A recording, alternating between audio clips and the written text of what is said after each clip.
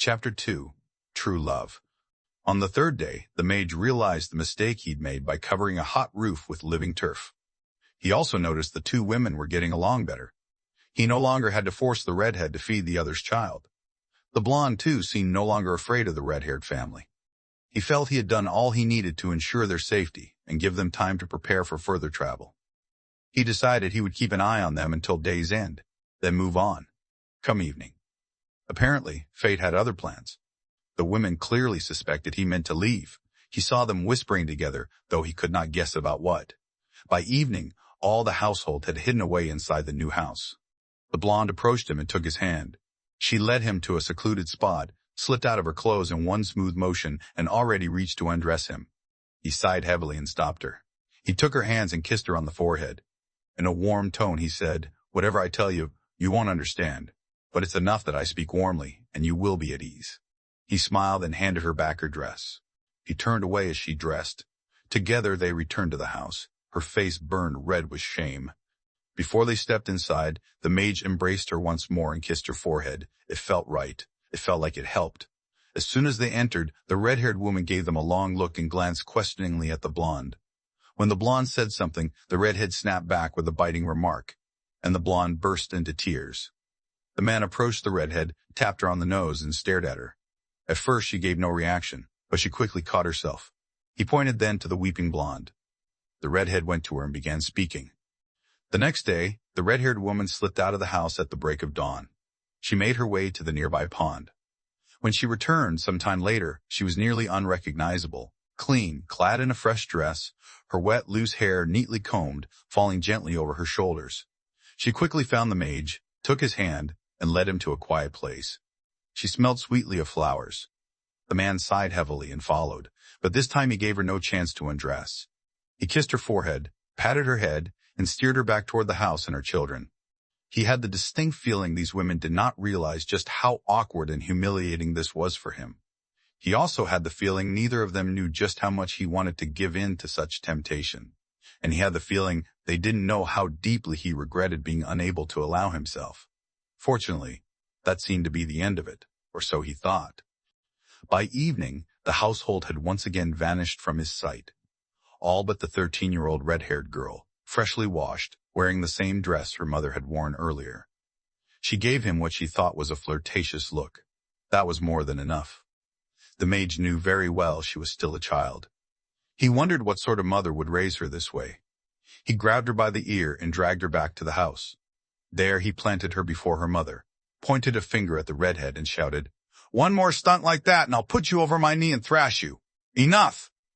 Of course, the woman understood not a word, but the message got through well enough. She lowered her head, though she didn't look particularly sorry.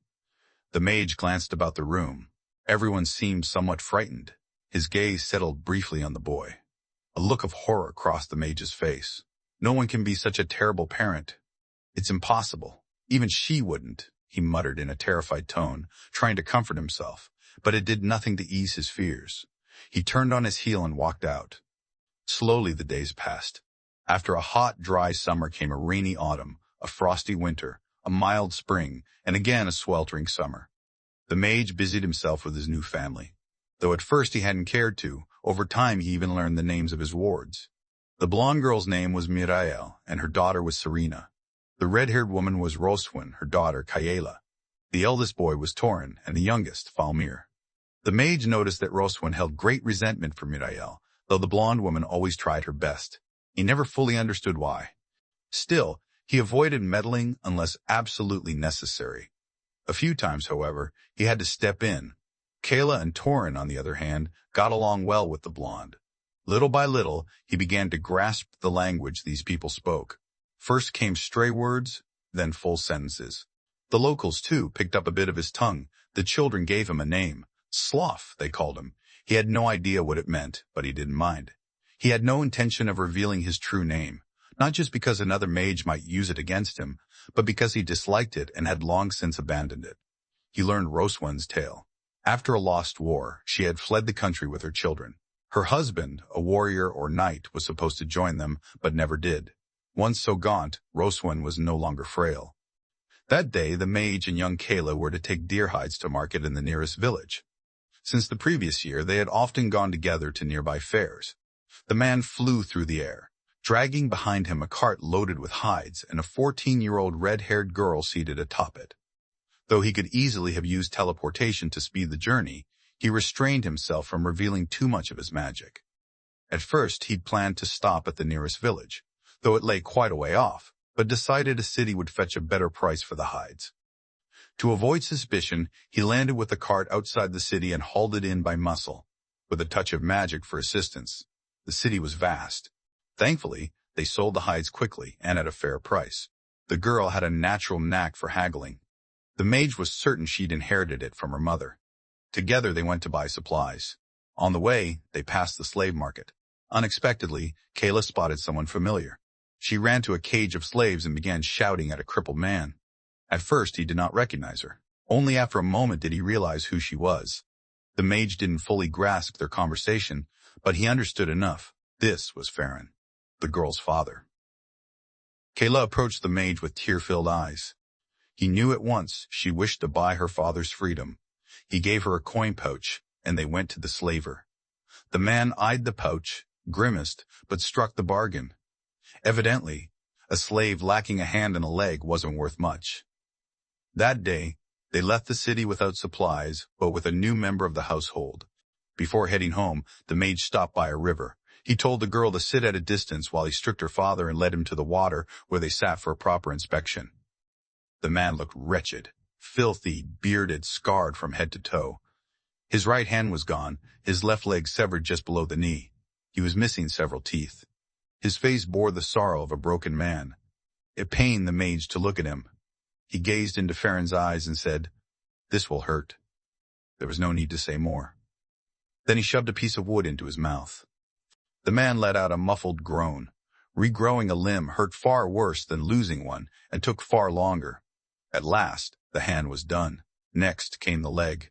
The mage admired how this brave warrior bore the pain so meekly. Farron, meanwhile, was dazed by the sight of his limb returning. He had never seen such a thing before, nor even heard tell of it. The mage looked once more into his patient's eyes and nodded. Another groan, longer this time. He helped him to his feet. Farron stood on both legs, his own legs. For the first time in ages, he could move freely. The mage gripped his shoulders. Next came the scars on his back. He knew well enough they'd only trouble his wife. Then it was the teeth. That hurt most of all. When he was done, he handed Farron a knife and returned to Kayla. When Farron at last rejoined them, he looked like a different man entirely. Healthy, clean-shaven, and most importantly, no longer broken.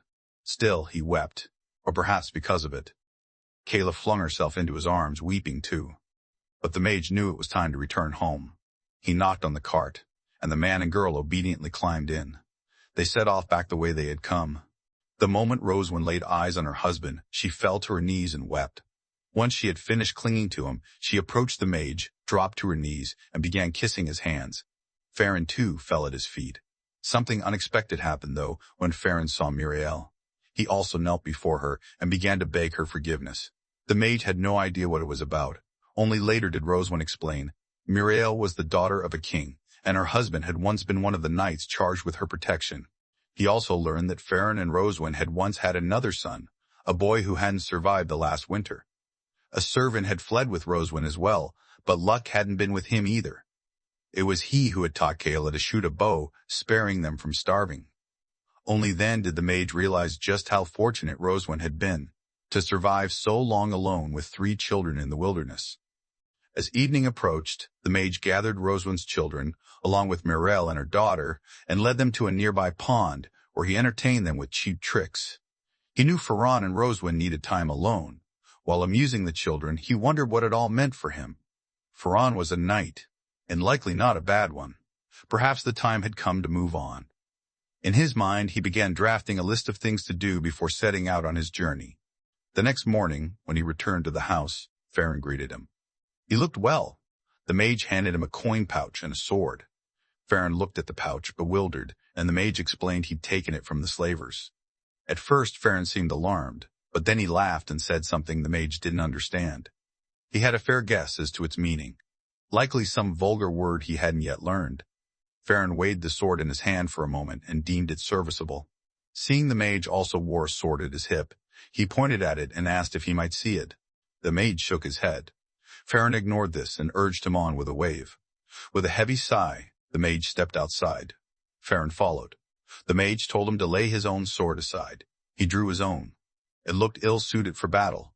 Short, richly adorned, with a black gem in the pommel and two smaller ones in the guard. He handed it to Farron, gripping the blade tightly. Farron barely touched the hilt before crying out in pain and rage. The mage yanked the sword back and sheathed it at his belt. Farron stared, bewildered, at both sword and owner. The mage sighed and said in his own tongue, "Not just anyone may hold this sword. It has a will of its own." Farron understood none of it. Fortunately, Kayla, who had been watching, explained, at least as much as she herself could comprehend. The mage paid the knight no further mind and returned to his tasks. Late in the afternoon, something wholly unexpected occurred. Suddenly, all the household had vanished, all but Farron, freshly washed, newly dressed. He approached the mage and laid a hand on his shoulder. The young mage's body tensed with fury. He grabbed the far larger warrior by the ear and began shouting Roswin's name as he marched the unruly soldier back to the house. Inside, everyone sat on their bedding. The air was thick with unease. Roswin's expression seemed to say, "I had to try." The mage left the door open and bellowed, "Get out!" One by one, they rose and made their way outside.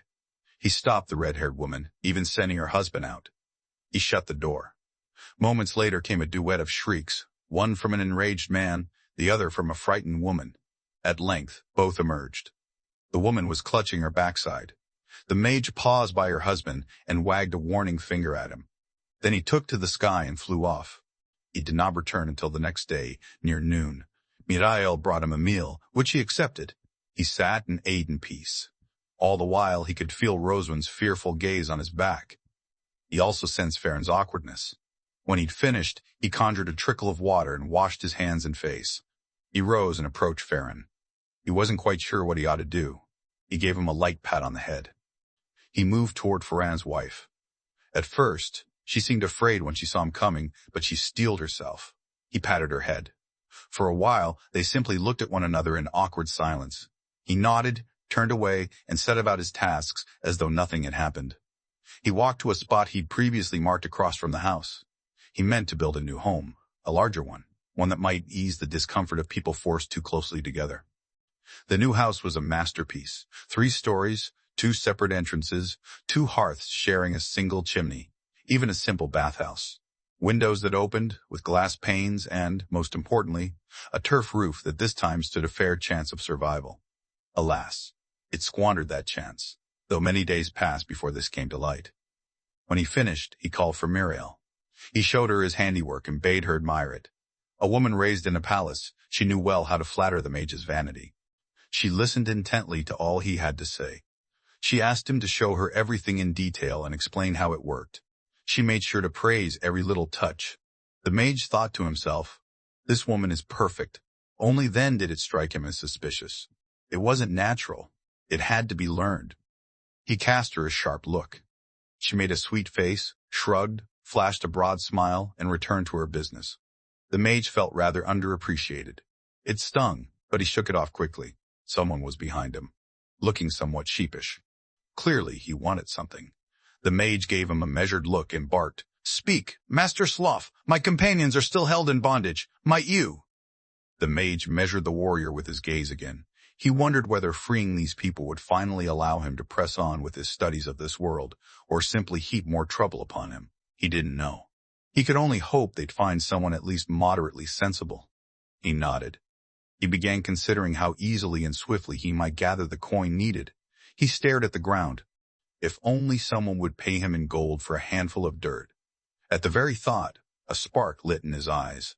"Tomorrow morning we set out," he said, then seized a sturdy woven basket from before the old house and took to the skies.